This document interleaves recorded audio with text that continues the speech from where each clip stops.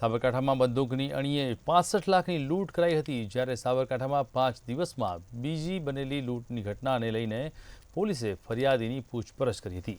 ત્યારે ફરિયાદીએ જણાવ્યું કે મારી અલ્ટો કારને બલેનો કારમાં બેઠેલા શખ્સોએ અટકાવી અને બંદૂકની અણીએ મારી પાસેથી 65 લાખની લૂંટ કરી છે, જેમાં સમગ્ર બાબતે ફરિયાદીની પૂછપરછ બાદ નવા પ્રકરણ બહાર આવવાની શક્યતા છે। વડાલી વિસ્તારમાં 5 દિવસમાં બીજી લૂંટની ઘટના બનતા સ્થાનિક police, DYSP, LCB, SOG police સક્રિય થઈ છે।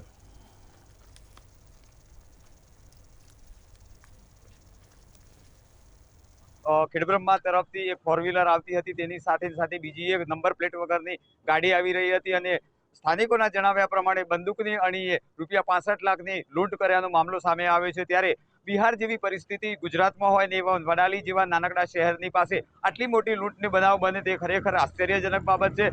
ભર બપોરે આ હાઈવે રોડ ઉપર હજારોની સંખ્યાની અંદર દર્શનાર્થીઓ અંબાજી તરફ અને અમદાવાદ તરફથી વાહનોની અવરજવર થતી હોય છે, તેવા સમયે આ હાઈવે રોડ ઉપર આટલી મોટી લૂંટનો બનાવ બને તે ખરેખર એક જિલ્લામાં પસાર થતા મુખ્ય સ્ટેટ હાઈવે વડાલી ખેડબ્રહ્મા વચ્ચે આવેલા સામનગર પાટિયા નજીક લાખોની લૂંટનો બનાવ સામે આવ્યો છે।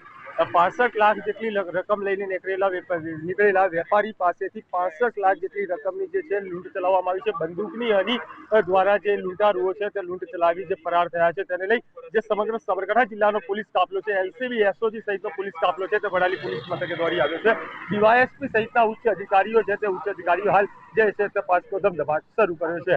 લૂંટને કઈ રીતે અંજામ આપવામાં આવે તો સમગ્ર બાબતને લઈ હાલ સ્થાનિક પોલીસ તેમજ જિલ્લા એલસીબી, એસઓજી સહિત ડીવાયએસપી સહિતનો કાફલો છે તે કાફલો તપાસમાં લાગ્યો છે અને તપાસનો ધમધમાટ સમગ્ર હકીકત બાબતે તપાસ પૂર્ણ થયા બાદ સામે આવશે। ચિરાગ મેઘા, મંતવ્ય ન્યૂઝ, ઈડર, સાબરકાંઠા।